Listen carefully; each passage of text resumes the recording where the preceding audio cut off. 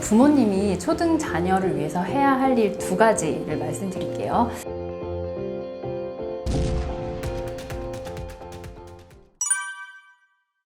안녕하세요.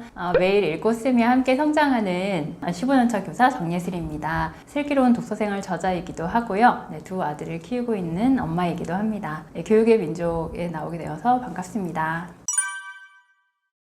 어머님들이 이제 상담을 오시면 제일 궁금해 하시는 게 우리 아이 친구들하고 잘 지내나요? 교우 관계가 어떤가요? 이런 걸 많이 물어보세요.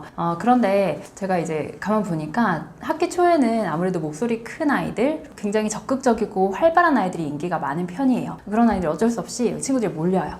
근데 조금 시간이 지나면 그런 아이들보다는 조용한데 뭘 하고 있는지 잘 모르겠는데 친구들이 막 모여드는 아이들이 있어요. 그래서 그런 아이들이 진짜로 2학기 때 회장을 한다거나 나중에 전교 회장이 된다거나 이런 경우가 많더라고요. 그래서 그런 아이들 특징을 한번 보니까 좀 조용하지만 강해요. 무슨 말이냐면요, 굉장히 어떤 갈등 상황이 생겼을 때 나쁜 말을 한다거나 억지로 웃기려고 한다거나 그런 게 아니고, 그럴 때 좀 잘 원활하게 자기 표현을 잘 하면서 친구들을 리더십이 있게 문제를 해결을 하고요. 그리고 2번째는 긍정적이에요. 뭘 하자고 했을 때 하기 싫어요, 왜 해요, 이런 애들이 굉장히 자동 발사적으로 막 이런 말 하는 애들이 있거든요. 그러지 않고 일단 선생님이든 친구가 뭘 하자고 했을 때는 그냥 하고 나서 그냥 자기 것만 하는 것이 아니고 다른 친구들도 막 도와줘요. 그러니까 굉장히 성실한 거죠. 긍정적이면서 성실한 아이들. 그리고 3번째는요, 아이들이 굉장히 유머러스해요. 억지로 웃기는 게 아니고요, 친구들을 잘 관찰을 해서 센스 있는 말을 하는 애들이 있잖아요. 칭찬도 잘해주고.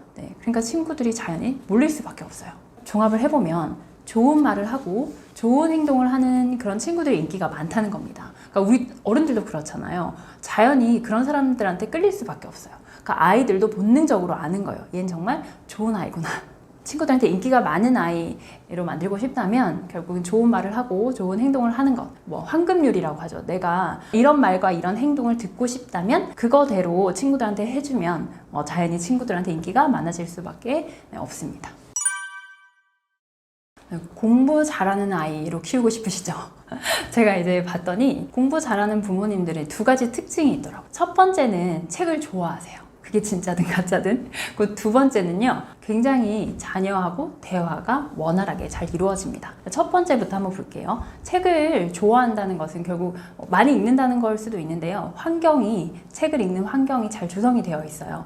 제가 6학년을 가르치면서 6학년 2학기 때 이사를 한 친구들은 실사를 나가게 되어 있어요. 6학년 2학기 때 이사를 했는데 진짜 그 주소지에 살고 있는지 확인을 담임선생님이 하러 가야 되거든요. 그래서 가봤더니 한 친구가, 그 친구 지금은 특목고에 다니고 있습니다. 굉장히 공부를 잘하고 영특한 친구였는데 가봤더니 거실이 정말 온통 책인 거예요. 한가운데 탁자가 있고, 그래서 나중에 학교 왔을 때 물어봤어요. 땡땡아, 너 부모님이 책 좋아하시니? 그러니까 책을 좋아하시고 많이 읽으신대요. 그래서 본인도 책을 자연스럽게 주말에 읽고 가족들하고 같이 얘기도 하고 이런 분위기가 있다고 하더라고요.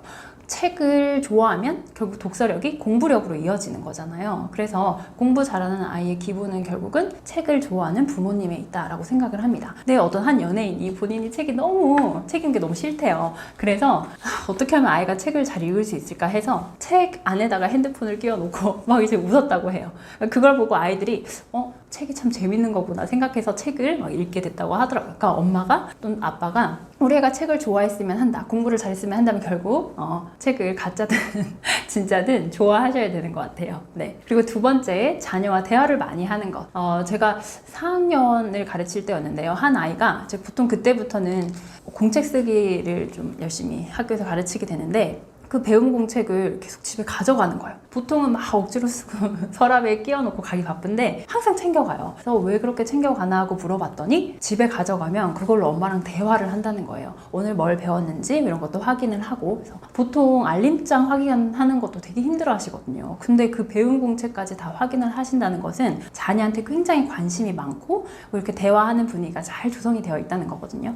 그래서 부모님들께서 우리 아이가 어떤 학원에 막 가야 되고 이런 성적이 얼마가 나고 이런 것보다는 정말로 지금 현재 우리 아이 상태를 잘 확인할 수 있는 그런 대화를 잘 해 나가시는 게 중요하다고 생각을 합니다.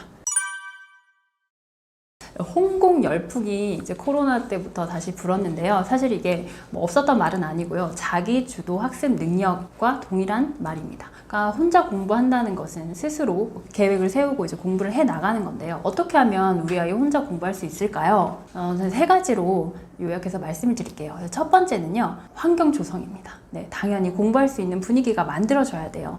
아이가 학원을 갔다 와서 학원 숙제를 해야 된다거나 아니면 학교 갔다 와서 그 배운 내용을 복습을 할 때 집에 계속 TV가 틀어져 있으면 아이가 공부를 할 수 있을까요?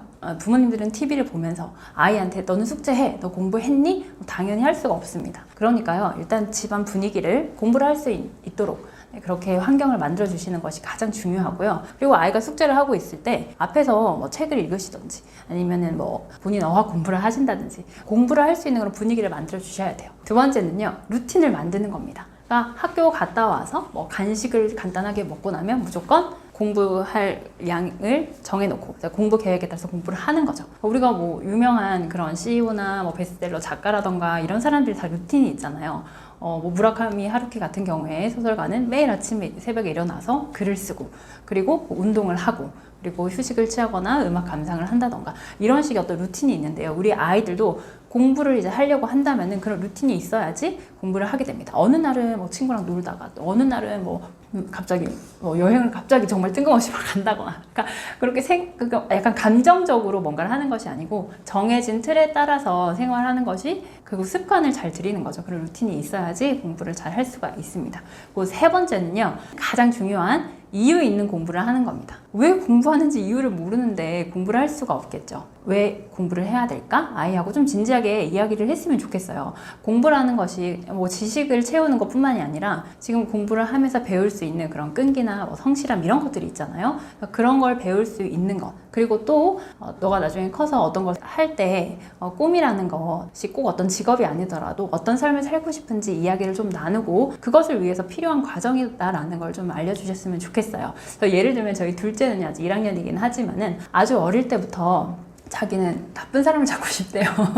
그래서 그럼 어떤 일을 하면 좋을까 생각했더니 자기가 그때 알고 있는 게 이제 경찰이었어요. 근데 또 다양한 책을 읽다 보니까 뭐 변호사도 있고 판사도 있고 또 그 외에 뭐 다양한 것들이 있잖아요. 그래서 뭐 슈퍼 히어로도 있는데 자기가 어쨌든 뭔지는 모르겠지만 자기는 앞으로 나쁜 사람들을 감옥에 넣는 그런 일을 하고 싶어. 그러니까 어떤 삶을 살고 싶은지가 있으면 그걸 위해서 관련된 책을 읽을 수도 있고 공부를 할 수도 있잖아요. 네, 그래서 그런 이야기들을 나눠주셨으면 좋겠습니다.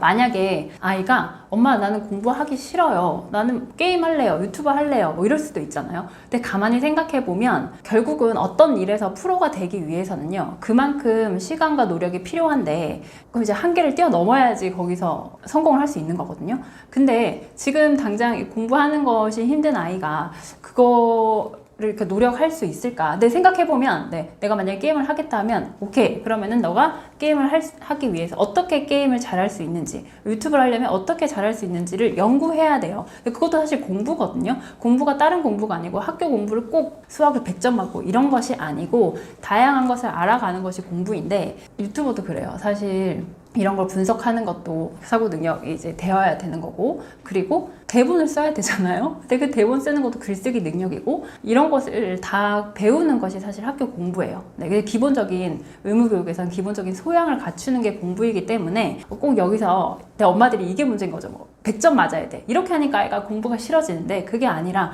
기본적인 것을 알고 너가 배움을 쌓아가는 과정이다라고 알려준다면 공부가 그렇게 싫을 이유가 없어요. 그러니까 시험에서 100점 맞으라고 하니까 아이가 싫은 거죠. 네. 부모님이 초등 자녀를 위해서 해야 할 일 2가지를 말씀드릴게요. 첫 번째는요, 계획을 함께 세워주셔야 됩니다. 그러니까 우리가 공부를 할 때 아까 루틴도 말씀드렸지만 루틴이든 뭐 계획이든 이게 아이 혼자 너가 계획 짜봐 라고 한다고 아이가 할 수 있는 게 아니거든요. 이것도 배워야 하는 영역이에요. 그러니까 어떻게 뭐 몇 시부터 몇 시까지 뭐 어떤 과목을 어떻게 공부할 건지에 대한 계획을 아이와 함께 짜주셔야 되고요. 그 계획을 실행하다 보면 잘 안 될 때가 있잖아요. 이걸 수정을 또 해야 돼요. 수정을 하고 또 다시 재실행을 하고 이렇게 계획과 실행 그리고 점검 이렇게 재평가는 이런 모든 것들을 처음에는 부모님이 같이 해주셔야 됩니다. 초등 단계에서는 당연히 같이 해주셔야 되고요. 이제 이걸 하고 아이와 같이 하다 보면 뭐 아이가 어떤 날은 좀 몸이 안 좋을 수도 있고 사실 친구와 너무 놀고 싶을 때도 있고 그럴 때도 있어요. 근데 그런 거를 조금은 열린 마음으로 받아주셔야 되고요. 근데 이때 필요한 게 두 번째, 믿어주는 거예요. 오늘 하루에 연산 문제집 한 장 못 풀었다고 아이가 어떻게 되는 거 아니거든요. 근데 엄마들이 굉장히 걱정을 하시고 아이를 막 나무라세요. 그러면 아이가 이 계획이 사실은요 그렇잖아요. 우리가 막 마음에 우러나서 짠 계획은 아니에요. 엄마와 함께 억지로 공부하기 위해서 이제 계획이라는 걸 짰는데 이거는 이 단계에서는 너가 지금 잘하고 있다. 그리고 이렇게 어려움이 있으면 수정을 해야 된다고 계속해서 같이 나아가야 하는 그 길에서 계속 아이를 나무라고 이것도 못했어 라고 하면은 아이가 이제 공부의 길에서 벗어나기가 쉽죠. 그래서 첫 번째 계획을 이제 세우고 같이 했다면 두 번째는 좀 믿어주셔야 돼요. 너 잘하고 충분히 잘하고 있어. 그리고 학원에서 굉장히 불안감을 많이 조성해요. 그건 어쩔 수 없거든요. 학원도 먹고 살아야 되니까 마케팅이잖아요. 어머니 지금 늦었습니다. 막 이런 말도 굉장히 많이 하기 때문에 불안해요. 근데 그런 거에 휘둘리지 않고 우리 자녀의 속도에 맞게 지금 차근차근 잘 하고 있다는 걸 부모 자신도 믿어야 되고 그리고 우리 아이도 믿어줘야 합니다. 제가 이제 3학년, 1학년 남자아이를 키우고 있어요. 근데 요맘때쯤 굉장히 또래 친구들이 게임을 많이 해요. 그런 것들을 저는 일절 집에서 하질 않거든요. 이걸 게임 하지 않는 아이로 키우는 방법은 노출시키지 않으면 됩니다. 네, 핸드폰에 안 깔아줘요. PC에 안 깔아줍니다. 닌텐도 하고 와가지고 친구 집에서 하고 와서 너무 막 사달라고 해요. 안 사줘요. 그러니까 그냥 어쩌다가 친구 집에 가서 하는 것일 뿐이고 이거를 막 매일 하는 그런 환경이 아닌 거예요. 근데 사실은 이 게임을요 집에 이제 게임기를 설치해 놓고 엄마와 약속을 하죠. 너 이거 공부 다 하면 1시간 하게 해줄게. 근데 이게 굉장히 좀 저는 위험하다고 생각하는 게 애들이 그러면 공부를 위해서 정말 배움을 위해서 공부를 하는 게 아니라 게임을 하기 위해서 공부를 하는 거예요. 그러니까 온통 머릿속에 아침부터 오늘 뭐 게임 뭐 하지? 뭐 이런 생각밖에 없는 겁니다. 그래서 원천 차단을 해야 된다고 생각해요. 특히나 자기 조절 능력이 없을 때는요. 자기가 한정없이 하니까 이거를 풀어놓는다는 건 굉장히 좀 어려움이 있다고 생각을 하고 게임을 하지 않는 아이로 만드는 법은 애초에 게임을 시키지 않는다. 저는 이게 맞다고 생각을 합니다. 유튜브 같은 경우에 아이들이 보기는 보는데요. 사실 거의 영어 흘려듣기용. 그리고 정말로 보고 싶어하는 그런 프로가 있어요. 뭐 아이들이 좋아하는 그런 유튜버가 있잖아요. 그런 거는 시간 제한을 하긴 하는데요. 거기에 그렇게 중독이 되진 않는 것 같아요. 그 유튜버 자체 내용은. 아주 중독적인 걸 제가 안 보여줘서 그런 것 같기는 한데 애초에 막 욕설이 나온다거나 뭔가 막 너무 자극적인 내용이 나오는 거 저는 안 보여주거든요. 그래서 보는 프로그램도 저는 제가 옆에서 계속 개입을 하는 거죠. 이건 안 보는 게 좋을 것 같아. 이거는 괜찮아. 그러니까 결국은 부모님이 그냥 핸드폰 쥐어주는 게 아니고 관심 있게 옆에서 계속 봐줘야 되는 것 같아요. 아직 초등학교 학생이라면 더군다나 6학년을 가르칠 때 저희 반 남학생들 사이에 야동이 막 퍼졌는데요. 어떤 특정 사이트를 외우고 그걸 치면 보이는 거였어요. 근데 그거를 이제 몇 명이 보고 막 얘기를 나누는 거를 여학생이 듣게 됐어요. 이럴 경우에 여학생이 수치심을 느끼면 그건 학교 폭력입니다. 그냥 바로 열리는 거예요. 그런 상황이어가지고 부모님한테 다 이제 연락을 드렸는데 그때 한 부모님이 저희 아이가요? 저희 아이가 컴퓨터 비번도 걸어놨는데요. 저희 아이가 그걸 봤다고요? 굉장히 놀라셨어요. 그러니까 그 정도로 아이들은 수단 방법을 가리지 않고 굉장히 자극적인 것에 노출이 빨라요. 그래서 부모님이 신경 써서 그 애들이 뭐 유튜브 영상 이런 기록도 수시로 보셔야 되고요. 굉장히 신경을 많이 쓰셔야 됩니다. 이미 이제 게임에 노출돼 버렸어요. 그러니까 게임을 너무너무 하고 싶어하는 아이가 있다면 이제 어떻게 해야 될까? 일단은요, 게임이 너무 재밌잖아요. 저도 어렸을 때 게임을 되게 막 좋아하면서 해봤기 때문에 게임이 한번 시작되면 끝내기가 쉽지 않아요. 특히나 요즘 게임은 그냥 뭐 단순한 뭐 테트리스 이런 게 아니고 소셜로 이루어져 있기 때문에 혼자 하는 게임도 아니고 친구들하고 계속 이렇게 막 대화를 하면서 하잖아요. 근데 내가 중간에 엄마가 게임 그만하라고 해서 나가버렸다. 그러면 이제 그 게임이 지게 될 수도 있고 친구들 사이에서 굉장히 여기 문매를 맞을 수 있는 그런 상황이거든요. 무조건 게임을 그만하라고 하면 안 되고 그 게임이 어떤 건지 부모님이 좀 아셔야 돼요. 이런 식으로 흘러가는 게임이고 게임을 하는데 최소한 얼마 정도의 시간이 필요하고 이런 걸 좀 아시고요. 그리고 나서 제한을 해야 되겠죠, 당연히. 중독이 될 수 있는 거죠. 게임은 중독이에요. 집중과 좀 다르다고 저는 생각하거든요. 왜냐면 집중은 내가 이제 몰입을 한다는 건 굉장히 노력을 요하고 열심히 이렇게 그러니까 뇌를 굉장히 많이 쓰는 건데 게임은요 사실 너무 재밌어요. 그러니까 재밌다 보니까 그냥 빠져드는 거예요. 저는 그래서 이걸 중독이라고 저는 생각을 해요. 그러니까 집중과 중독이 다르다는 걸 알면 이제 이거 제한을 해야 되잖아요. 근데 아직 아이는 자기 조절을 하기가 힘들어요. 그래서 부모님이 엄마가 너를 좀 도와주고 싶어. 내가 게임이 재밌는 것도 알겠고 게임이 이렇게 시간이 걸린다는 것도 알겠는데 그러면 언제부터 언제까지 이거를 하되 게임 시간을 같이 정하고 언제 할 것인지 이런 걸 아이하고 좀 얘기를 해서 그러니까 엄마가 아이에게 조절할 수 있도록 도와주는 거죠. 네, 조절할 수 있는 걸 도와주는 게 필요합니다. 이미 시작이 됐다면 어떻게 조절할 수 있는지를 가르쳐 줘야 되고요. 아이들이 이런 문제가 좀 있는 것 같아요. 게임을 한다는 것은 그 게임 안에서 내가 너무 그 성취감이 있잖아요. 그러니까 그 성취감을 게임이 아닌 오프라인에서 잘 못 느껴서 그런 것 같기도 하거든요. 온라인 이 게임이 아닌 오프라인에서 아이가 정말로 단계 이렇게 성취감을 느낄 수 있는 그런 활동을 좀 주었으면 좋겠어요. 그러면 게임보다는 오프라인 활동에서 조금 더 건전하게 자기의 자존감을 높이고 생활할 수 있지 않을까, 네, 그런 생각을 해봅니다. 그리고 제가 그 김태균님 에세이를 하나 읽었는데요. 거기서 본인의 아들을 게임 학원에 보낸다고 하시더라고요. 그러니까 모든 집에서 게임을 가지고 이제 이걸 정말 너가 진로를 게임으로 할 거냐, 프로게이머가 되고 싶느냐, 막 이거에 대한 나 정말 프로게이머가 되고 싶어요. 그런 아이들도 있잖아요. 그럴 때 좀 객관적으로 정말 얘가 잘 하는지 한번 확인해 보는 것도 필요하다고 생각을 해요. 그러면은 너가 정말 이렇게 되고 싶으면 게임학원에 한번 가보고 거기서 테스트를 할 수가 있잖아요. 그래서 정말로 좀 싸게 보인다. 그렇다면 한번 시켜보는 것도 좋을 것 같아요. 그래서 김태균님 같은 경우에 아들이 굉장히 하고 싶어 해서 1년치를 무조건 결제를 하게 되어 있는데 그걸 결제를 한 순간부터 아이가 하루에 2시간씩은 무조건 최소 2시간은 게임을 해야 된대요. 공부를 2시간 하듯이 게임을 2시간을 해야 되는데 아이가 생각보다 이제 그걸 매일 하다 보니까 자기도 부담스럽고 힘든 거죠. 그렇지만 이제 결제는 했고 본인이 확고하게 하기로 했으니까 할 수밖에 없잖아요. 그런 경험을 하다 보면 그 1년이지만 내가 정말로 이 길로 갈 수 있겠다 없겠다 아이도 스스로 판단을 할 수 있을 거거든요. 조금 과감하게 아이가 정말 하고 싶다면 한번 이 길로 1년 동안 한번 미치게 해보자. 이것도 필요할 것 같아요. 인생 길게 놓고 보면 1년이 굉장히 긴 시간 아니니까요. 아이와 의논을 해서 그렇게 한번 게임 학원을 다녀보는 것도 방법이 될 수 있을 것 같습니다. 초등 부모님이 아이를 망치는 착각 4가지를 말씀드릴게요. 첫 번째는요, 선행에 대한 겁니다. 선행을 무조건 해야 된다고 이제 생각을 하시는 거예요. 그런데 저도 한 학기 정도의 선행은 필요하다고 생각을 하고요. 학년이 어느 정도 올라가서 5, 6학년 정도가 됐을 때 아이가 좀 할 수 있는 역량이 있다. 우리 아이가 좀 달릴 수 있겠다 하면 그거는 이제 전 자유라고 생각을 하는데요. 너무 이른 선행은 저는 반대입니다. 예를 들면 초등학교 1, 2, 3, 4학년 정도까지 조금 책을 많이 읽고 아이가 많이 놀아봐야 된다고 저는 생각을 하거든요. 근데 학원을 막 다니다 보면 놀 시간이 없어요. 당연히 책 읽을 시간도 없어요. 제가 가르쳤던 아이 중에 한 명이 학원을 무려 수학 학원만 2군데를 다니는 거예요. 그러니까 평일에도 다니고 또 주말에 또 다녀요. 아이가 틱이 있었어요. 근데 부모님들이 이 사실을 생각보다 잘 모르세요. 우리 아이가 그것 때문에 이게 생겼다고도 생각을 잘 안 하시는 것 같아요. 그만큼 아이는 스트레스를 받고 있다는 거거든요. 그러니까 억지로 지금 이걸 막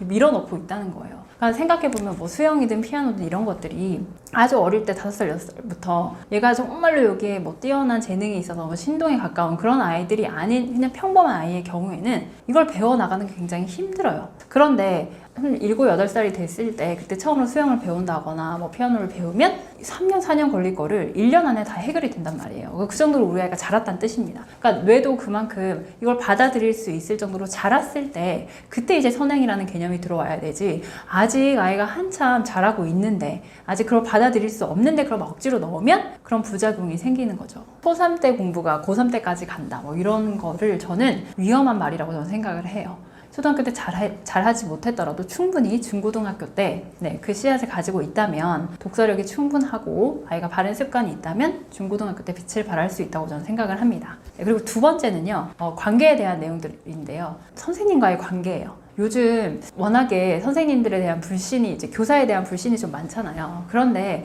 그렇다고 하더라도 아이 앞에서 너희 선생님 왜 그러니? 선생님이 그런 말을 했어? 엄마가 당장 전화해야겠다라던가 이런 식의 반응들은 아이와 선생님의 관계를 악화시킬 수가 있어요. 그러니까 믿음이 없는 그런 관계에서 어떻게 배움이 있겠어요. 그래서 교사와 아이와의 관계를 서로 신뢰하고 즐겁게 생활할 수 있도록 부모님들의 역할이 필요하다고 생각을 합니다. 그리고 3번째는 교우 관계예요. 그러니까 엄마들도 애가 한두 명이다 보니까 너 얘랑 놀지 마, 얘랑 놀아, 뭐 이런 말을 되게 쉽게 하시거든요. 그런데 얘랑 놀지 마라고 한다고 지금 당장에는 갈등이 있어서 친구들이 좀 이렇게 싸우고 엄마 제가 어땠어 하고 잘 지내고 싶지 않아 보이지만 또 막상 시간이 지나면 아이인지라 그걸 다 잊고 굉장히 잘 지낼 수도 있어요. 근데 너 걔랑 놀지 말라고 했잖아. 근데 또 놀아? 이렇게 하면서 굉장히 이제 친구 관계까지 제한하시는 분이 있어요.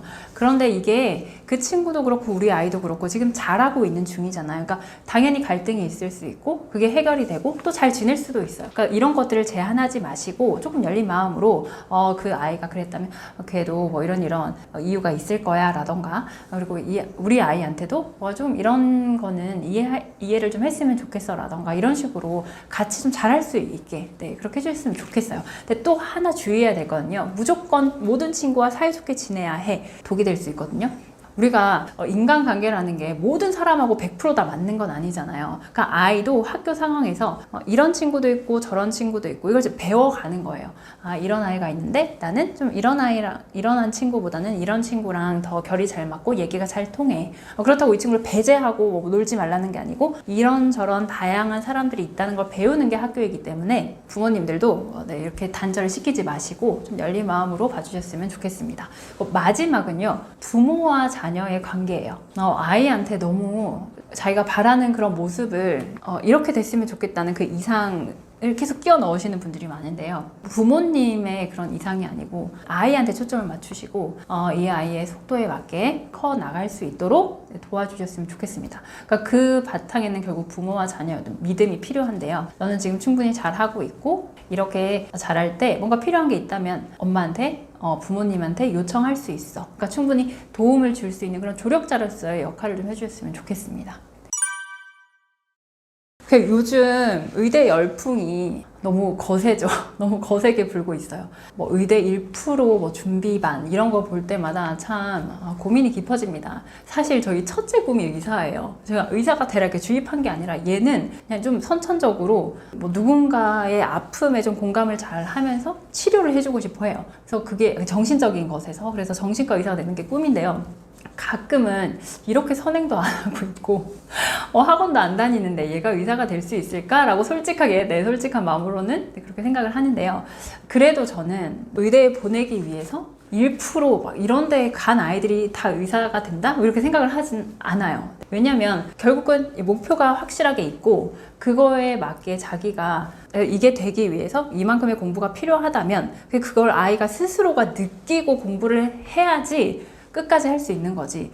아이가 의사가 되고 싶지도 않은데 엄마가 억지로 막 이렇게 학원을 보내가지고 공부를 시킨다? 그게 얼마까지 이게 이어질까? 그런 생각이 들고요. 그리고 의사라는 직업이 굉장히 힘든 직업이잖아요. 네. 그냥 봤을 때는 막 월에 얼마를 번다고? 굉장히 막 돈만 보면 굉장히 막 좋은 것 같지만 사실은 진짜 공부도 많이 해야 되고 고된 직업입니다.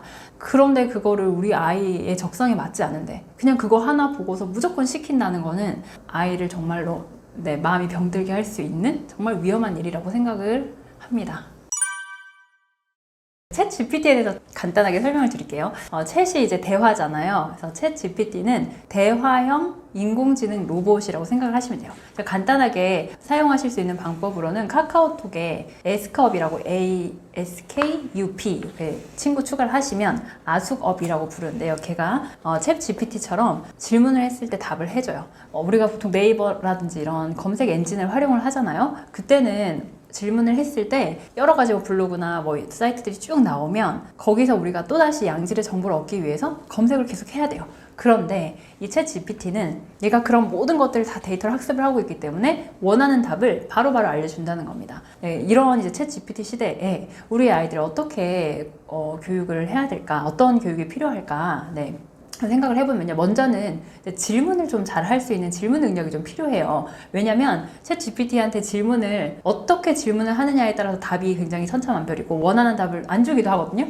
그렇기 때문에 질문을 잘 할 수 있는 이 질문 교육. 그리고 두 번째는 비판적인 사고 능력을 좀 키워주는 교육이 필요합니다. 그러니까 뭐냐면 챗 GPT에서 대부분은 옳은 답을 주지만 한 10% 20% 정도는 정말 엉뚱한 답을 내놓기도 해요. 그러니까 이게 정말로 맞는지 안 맞는지에 대한 그런 것을 비판적으로 받아들일 수 있는 사고 능력이 필요하거든요. 그리고 세 번째는 이제 계속 인공지능하고 대화를 하다 보면 실제로 사람 사이에 이런 의사소통 능력이 또 떨어질 수가 있어요. 그래서 오히려 이런 게 더 이런 온라인 기반의 학습이 더 중요해진다고 한다면 오프라인 상에서 실제 사람하고의 그런 의사소통 능력이 더 필요한 시대가 이제 앞으로 올 수 있습니다. 그래서 첫 번째 질문하는 능력, 그리고 비판적 사고, 그리고 세 번째 의사소통 능력, 이 세 가지를 좀 기를 수 있도록 교육을 해주시면 좋겠습니다. 질문을 잘하는 아이로 키워야 하는 것은 결국은 생각을 잘하는 아이로 키우는 것과 같은 의미고요. 그 두 번째는요, 질문을 잘하는 아이는 리더가 될 수가 있습니다. 어떤 이렇게 일이 있을 때 그대로 받아들이는 것이 아니고 자기가 생각을 해서 문제를 제기할 수 있는 거잖아요. 그러니까 뭐 실리콘밸리 이런 인재들도 보면은 거기서는 질문하는 법을 초등학교 1학년 때부터 배운다고 해요. 그러니까 실리콘밸리 인재상은 내가 주어진 것을 그대로 하는 그런 인간이 아니고 문제를 제기하고 뭐 거기서 새로운 것을 창조하고 혁신할 수 있는 그런 인재를 바라는 거거든요. 그러니까 그런 사람이 결국 리더가 될 수 있는 거죠. 그리고 세 번째는요, 질문을 해서 얻은 답이 결국은 진짜 내 거예요. 주입식으로 이러해 라고 아는 것이 아니고 내가 스스로 이게 왜 이렇게 됐지? 질문을 하고 거기에 대한 답을 고민해서 얻으면 정말로 내 것이 확실하게 되고 기억도 오래 할 수가 있겠죠. 그 마지막은 질문을 잘하는 사람은 인간관계도 좋습니다. 이게 무슨 말이냐면요, 우리가 보통은 어떤 일이 문제가 생겼을 때 너 왜 그랬어? 하고 이 사람을 막 비판하거나 충고하기 바쁜데, 그게 아니라 어떤 문제 상황이 생겼을 때도 왜 그렇게 됐을까? 우리 같이 해결해 볼까? 이렇게 질문을 하는 사람들은 당연히 주위에 사람들이 모여들고 좀 원만하게 인간관계를 이끌어갈 수 있기 때문에 질문을 잘하는 아이는 결국 원만한 인간관계를 할 수 있다라고 생각할 수 있습니다.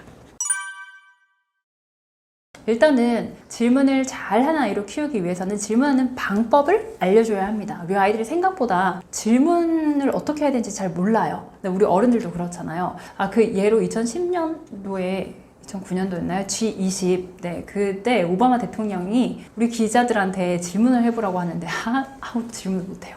그래서 중국인 기자가 대신 질문을 하는 그런 웃지 못할 해프닝이 있었거든요. 그러니까 질문하는 것도 결국은 배워야 되는 영역입니다. 그래서 실리콘밸리 초등학교에서는 1학년 때부터 질문하는 걸 가르쳐줘요. 그러니까 어떤 식이냐면요, 아이들이 이제 이해할 수 있게 얇은 질문과 두꺼운 질문이 있어요 라고 이제 알려주거든요.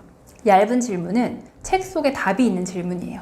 두꺼운 질문은 아이들이 조금 고민하고 생각을 해야 답을 찾을 수 있는, 어떻게 보면 정답이 없는 그런 질문입니다. 그래서 이 두 가지에 대해서 알려주고 직접 그 질문을 만들 수 있게 해줘야 돼요. 같이 책을 읽고 나서 우리 얇은 질문 한번 만들어 볼까?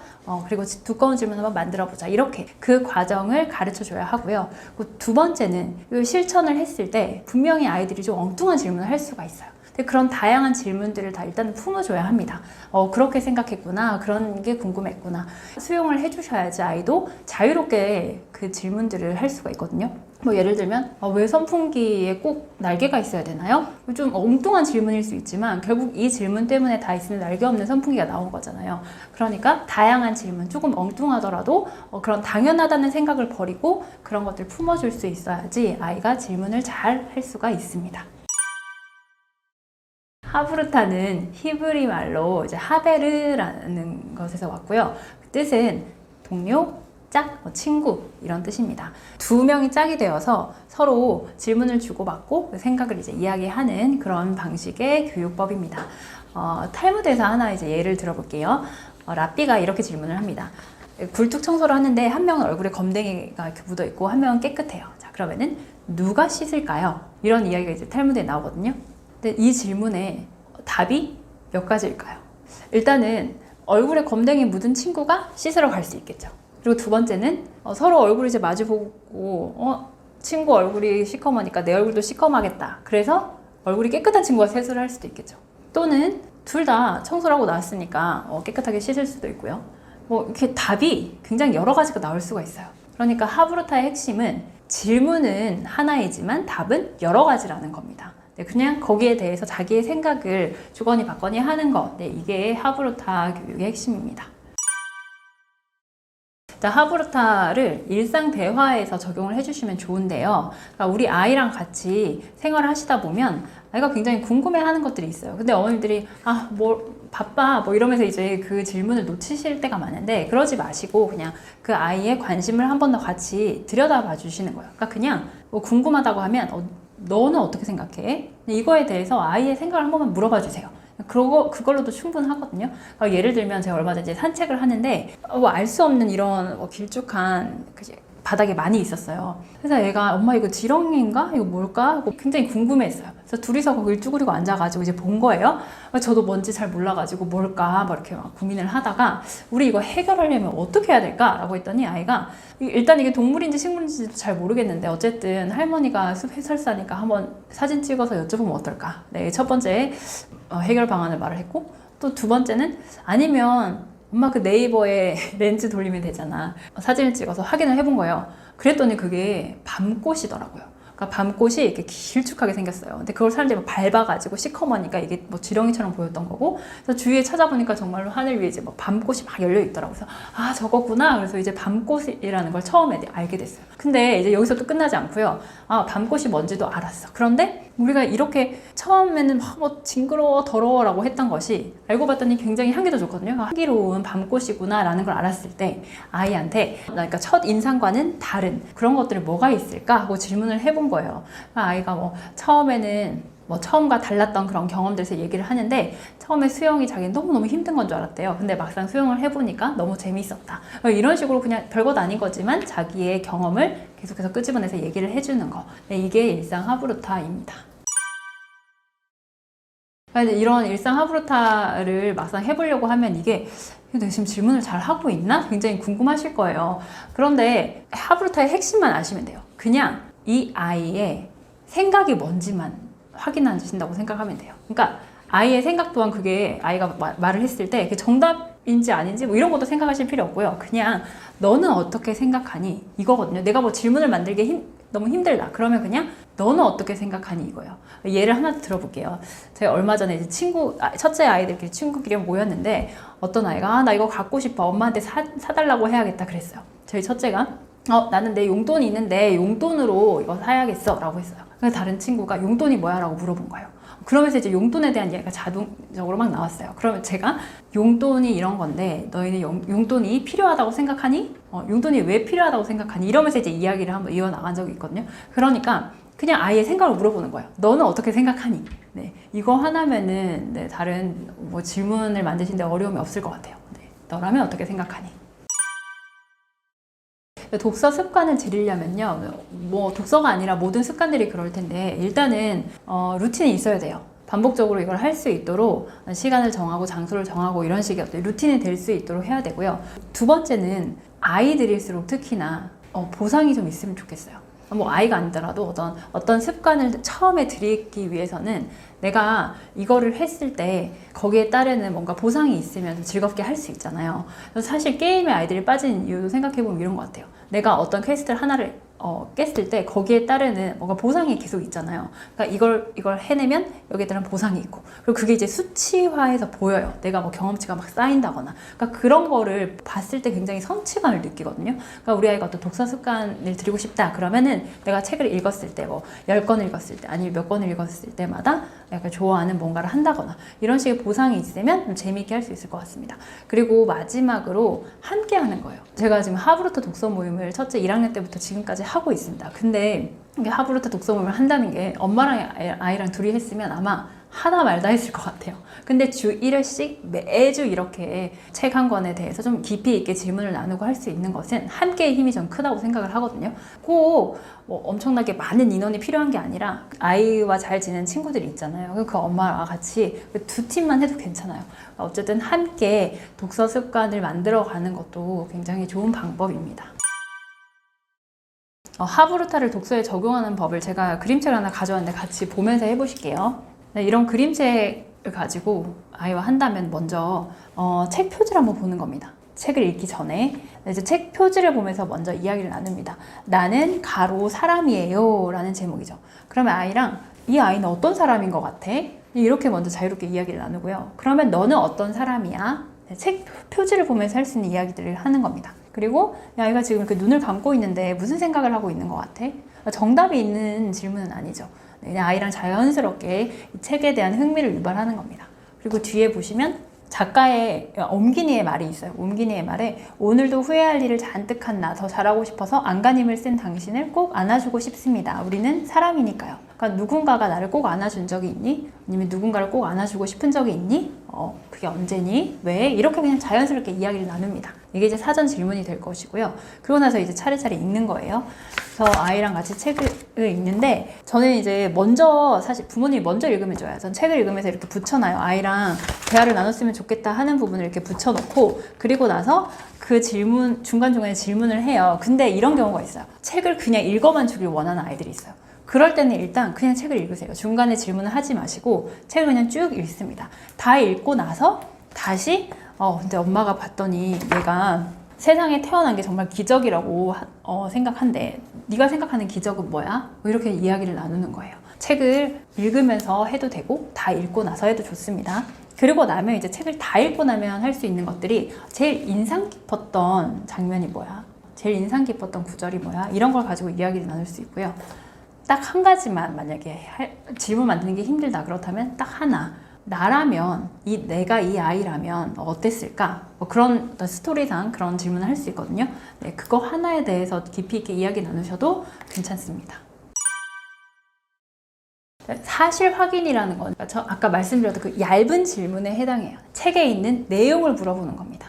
이 아이가 언제 어디서 무엇을 어떻게 했는지 그런 육하 원칙에 맞는 그런 사실 내용을 확인하는 게 사실 확인 질문이고요. 그리고 사고 확장 질문이라고 하면은 책에 나오지 않는 내용이에요. 책에 나오지 않지만 만약에 너라면 어떻게 할 것 같아? 이런 질문은 책에 나오지 않죠. 혹은 뒷이야기를 한번 상상해보자. 이런 것들. 그러니까 사고를 좀 더 확장해서 책에 나오지 않지만 아이가 스스로 생각해서 답할 수 있는 게 사고 확장 질문입니다. 책 읽는 전, 중, 후로 나눠서 질문을 대략적으로 말씀을 드릴게요. 전에는 일단 책 표지, 그러니까 책을 읽기 전이니까 책 앞표지, 뒷표지, 거기에 있는 그림, 색상, 제목 이런 걸 가지고 간단하게 질문을 주고받을 수가 있고요. 중간에는요, 모르는 단어가 있는지 이런 것도 좀 확인하시는 게 좋습니다. 중간에 사실 확인 내용, 사고 확장 내용 이런 것들은 조금 사실은 다 책을 읽고 나서 애들이 이야기하는 걸 좋아해요. 처음에는 그냥 책을 쭉 읽고 싶어 하거든요. 그러니까 대신에 읽으면서 좀 모르는 단어가 있으면 동그라미 해보자. 이런 식으로 하시면서 책을 좀 읽으시고요. 그리고 책을 다 읽고 나면은 책에서 인상 깊었던 장면이라던가 뒷이야기라던가 이렇게 상상해보자. 그리고 너라면 어떻게 할 것 같니? 이런 내용들을 가지고 질문을 나눠주시면 좋겠습니다. 그러니까 책을 그냥 읽어주는 게 아니고 하브루타 독서 교육의 핵심이 이제 질문을 하는 거잖아요. 그러니까 아이가 나중에 이제 이 책을 쭉 많이 읽다 보면은 자기도 모르게 주인공에게 조금 더 감정이입도 많이 하고요. 내가 나라면 어떻게 하지? 이런 걸 물어보지 않아도 스스로 좀 생각을 해요. 그게 이제 너무 습관적으로 엄마가 이 질문을 할 거다라고 생각을 해서 그런지 모르겠는데 그래서 책을 다 읽고 나서 나라면 이렇게 할 것 같아요 라고 먼저 말을 하기도 하거든요. 그러니까 결국은 하브루타 독서를 하면서 좋은 점은 아이가 책과 나를 이렇게 멀리 그냥 이렇게 제3자로서 보는 게 아니고 내 삶에 이 책을 정말로 가져와가지고 적용할 건 적용을 하고 나라면 어떻게 할지도 생각해보는 그런 생각하는 능력이 커진다는 것이 저는 하브루타 독서의 가장 좋은 변화라고 생각을 합니다. 교과서로 하브루타 교육을 실제로 이제 하고 계신 선생님도 많은데요. 초등학교 1, 2학년 때는 사실 교과서를 보면 거의 약간 놀이 위주예요. 그래서 교과서를 봐도 그림밖에 없어요. 그러는데 실제로 그렇기는 합니다. 그런데 초등학교 3학년이 되는 순간 노란색 박스 같은 거 있죠. 개념 이런 것들이 막 생기기 시작을 해요. 그래서 제가 지금 3학년 수학 교과서 1학기 거를 가져왔거든요. 그래서 여기에 보면 이렇게 네모난 박스 이런 게 이제 드디어 시작을 합니다. 이거는 개념이거든요. 그러니까 아이가 이 개념을 잘 이해를 해야 되는데 그냥 읽어보라고 하면 읽고서도 참 이해하기가 힘들어요. 이럴 때 하브루타를 적용하면 굉장히 효과가 있습니다. 그러니까 예를 들면 이런 거예요. 선분이란 두 점을 곱게 이은 선이다 라고 하면 이걸 그냥 읽으면 이게 뭔지 잘 몰라요. 근데 이걸 어쨌든 반복해서 읽어야 하잖아요. 근데 계속 반복해서 10번 읽어, 10번 써 하면 아이가 굉장히 지루할 거 아니에요. 그런데 친구와 함께 서로 까 삼총사 놀이를 하는 겁니다. 그러니까 예를 들어볼게요. 처음에 까 삼총사 중에서 까바 놀이를 해요. 까바 놀이. 까로 바꾸는 거예요. 그리고 까만 놀이는 까로 만들어 보는 거고요. 까주 놀이는 까로 주고 받는 겁니다. 그리고 까바 놀이를 한번 해보면요. 까로 바꾸는 거니까요. 그냥 거기에 있는 내용을 그대로 말해요. 그러니까 예를 들면 두 점을 곱게 이은 선이 선분이다 라고 교과서에 나오면 친구가 물어봐요. 두 점을 곱게 이은 선이 선분입니까? 그냥 가로 만들었죠. 이 정도의 수준은 아이들이 이제 저학년도 할 수 있거든요. 이렇게 만들면 친구가 이게 맞는지 아닌지를 봐야 되잖아요. 네. 그리고 조금 내용을 조금 바꿔서 말하면은 아닐 수도 있거든요. 그러니까 친구가 보고 네 맞아요. 이렇게 하는 거 그냥 굉장히 쉬워요. 까바놀이. 그리고 나면 이게 좀 익숙해지면 까만놀이로 가요. 여기 있는 내용을 조금 변형을 하는 거예요. 책에 있는 내용을 아이가 알고 있어야지 대답할 수 있는, 그러니까 선분이란 무엇입니까? 그럼 아이가 이 책의 내용을 다시 확인을 하면서 대답을 할 수 있겠죠. 선분이란 무엇입니다. 이게 까만놀이고요. 마지막 까주놀이는 지금 이렇게 만든 거를 그 앞에까지는 그냥 질문만 만들어요. 까주는 질문하고 답하고 질문하고 답하고 이렇게 자기가 계속해서 서로 주거니 받거니 하는 거거든요. 하부루타를 위해서 사실은 이 까 삼총사 놀이는 조금 연습하는 단계인 거죠. 이런 식으로 질문을 만들 수 있고 주고받을 수 있다. 근데 이제 익숙해지면 아이들이 질문도 조금 더 수준 있게 만들 수가 있습니다.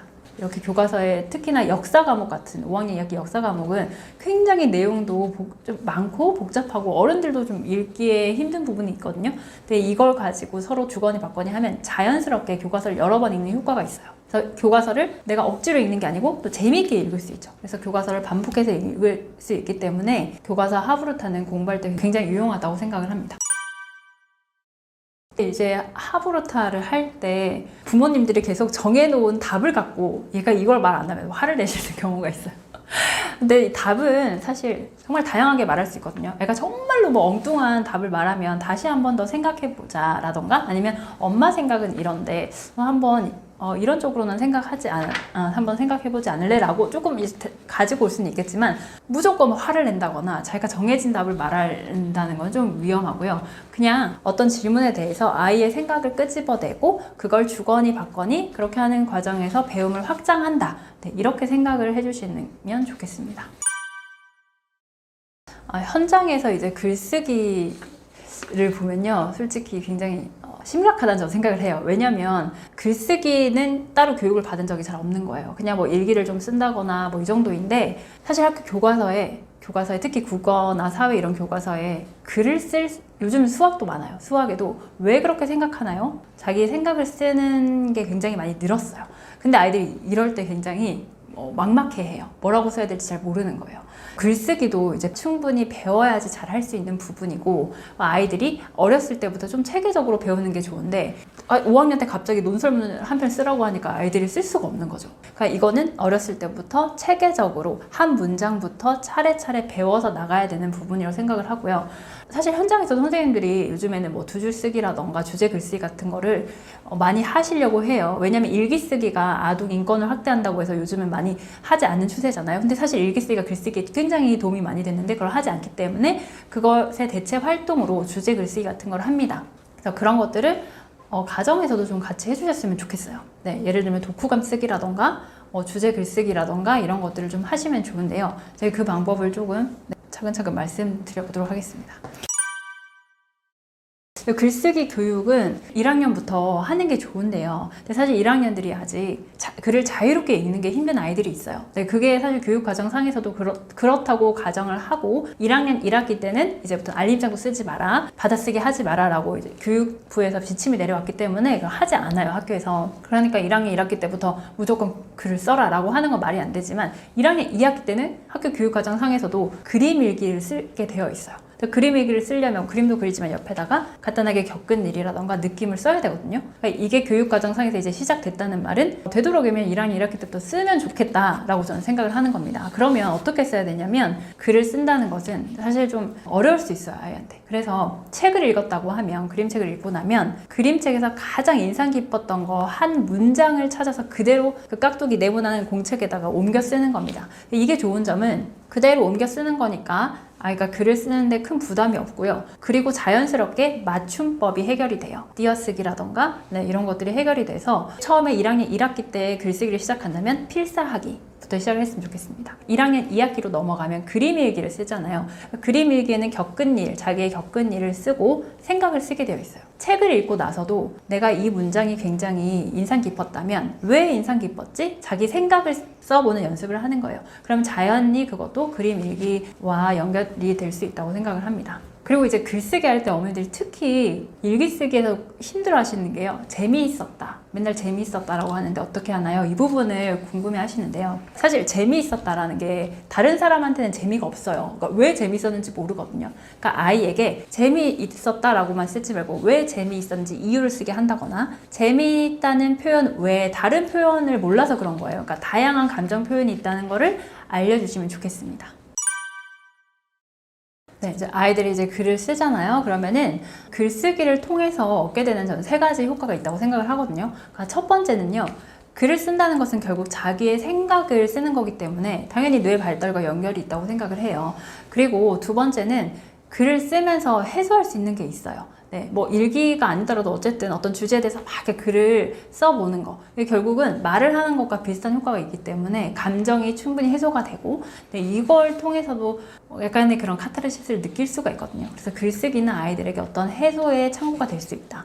세 번째는요, 개인의 성장을 기록하는 어떤 포트폴리오가 될 수가 있습니다. 내가 어렸을 때는 이 정도의 생각을 했는데 1년, 2년 지났더니 뭐 같은 주제에 대한 글을 쓰더라도 내가 이렇게 생각이 발전했구나. 네, 이걸 알 수 있는 그런 하나의 성장 기록물이 되는 거죠.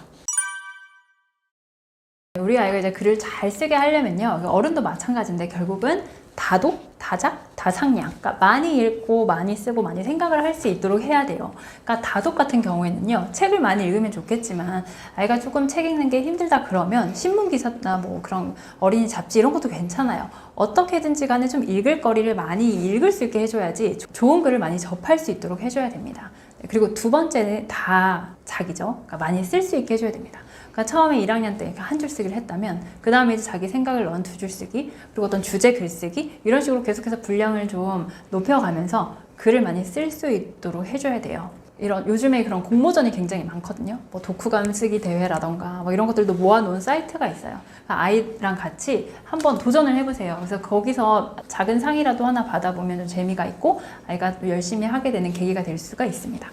마지막은요, 많이 생각하는 거죠. 결국 저는 이건 아까 말씀드렸던 하브루타 이런 것들이 굉장히 생각을 키우는데 좋은 방법이라고 생각을 하거든요. 부모님하고 많이 대화를 해주세요. 어떤 주제에 대해서 글을 쓰려고 하는데 아이가 가지고 있는 게 하나도 없으면 글로 나올 수가 없습니다. 그러니까 부모님이 먼저 어떤 책을 읽고 이런 내용이 있더라, 넌 어떻게 생각해? 신문 기사를 보고도 요즘 이런 일이 있다는데 넌 어떻게 생각하니? 하면서 아이의 생각을 평소에 많이 물어봐 주시고 대화를 해주시면 그게 결국은 아이의 생각을 키우는데 좋은 방법이 된다고 생각을 합니다. 네, 제가 지금 이제 3학년, 1학년 두 아들을 키우고 있어요. 거의 이제 10년 동안 육아를 하면서 느낀 점은요, 교실에서 15년 동안 아이들 가르치면서 느꼈던 것과 정말 비슷한 거. 그러니까 참 다르다. 네, 정말 다양한 아이들이 있는데 우리 두 아들도 2명이지만 참 다르다라는 생각을 해요. 그러니까 예를 들면 저희 첫째는 굉장히 소근육 발달이 좀 빠른 아이고요. 그래서 어렸을 때부터 뭐 종이접기 만들기 그리고 뭔가를 학습하는 것도 좀 빠른 편이에요. 근데 둘째는 굉장히 대근육이 발달이 빠르고 형보다 킥보드도 먼저 타고 자전거도 먼저 타고 막 그랬거든요. 이렇게 다르다 보니까 그 결과물도 당연히 달라요. 근데 이 다름을 인정을 해줘야지 되는 겁니다. 네, 그러니까 너는 이 부분을 잘하는구나. 너는 이게 좀 빠르구나. 그렇다고 얘가 킥보드를 그때는 못 탔다고 지금 못 타는 거 아니거든요. 그러니까 좀 속도가 다르구나. 이 부분에 조금 더 달란트가 높기 때문에 조금 속도가 다르게 나타나는구나. 그러니까 이거를 아시고 아이를 키울 때 다름을 계속 인정하려고 노력을 합니다. 그러니까 결국 속도가 다른 거거든요. 그러니까 꽃 피우는 시기가 다 다르다고 하잖아요. 그러니까 우리 아이들 믿어주시고요. 너도 충분히 때가 되면 잘할 수 있다. 이런 마음으로 양육을 해주시면 좋겠습니다. 네, 교육의 민족 구독자분들은 교육에 굉장히 관심이 많은 분들이라고 저는 생각을 하거든요. 그러니까 자녀를 키우시는 분들이라면 우리 아이들에게 왜 공부를 시키는지 한번 생각을 해보셨으면 좋겠어요. 그러니까 사실 아이들이 언젠가는 독립을 할 거잖아요. 그러니까 우리가 없을 때 그때 아이들이 스스로 인생을 좀 수월하게 잘 살았으면 좋겠다. 그런 마음에 아이가 공부도 잘했으면 좋겠다라는 생각을 하실 텐데요. 결국 우리는요, 항상 문제 상황에 직면을 하게 돼요. 근데 그 위기의 상황이 닥쳤을 때 저는 우리 아이가 좀 위기가 닥치면 책을 좀 찾아 읽고 스스로 그걸 해결할 수 있었으면 좋겠고요. 그리고 좀 마음이 막 이렇게 소란할 때는 글을 좀 쓰면서 마음이 좀 편안해졌으면 좋겠어요. 저는 우리 아이가 독서와 글쓰기라는 그런 삶의 무기를 가지고 이 인생을 좀 헤쳐나갔으면 좋겠거든요. 부모님들도 우리 아이에게 꼭 가르쳐야 할 것이 무엇인가를 한번 생각을 해보셨으면 좋겠고요. 제가 이제 여름방학을 맞이해서 제가 유튜브 책사 언니에서 이제 책을 잘 읽을 수 있도록 좀 도움을 주려고 해요. 근데 그림책은 잘 읽는데 좀 글법이 많아지면 힘들잖아요. 그때 어떻게 하면 좋을지 그런 구체적인 책 읽어주기 팁을 좀 담았고요. 그리고 같이 책을 읽어주면서 같이 책을 읽어주고 그리고 어떻게 질문을 하면 좋을지에 대한 내용을 계속해서 올리려고 합니다. 네, 이것도 많은 관심 부탁드리겠습니다. 감사합니다.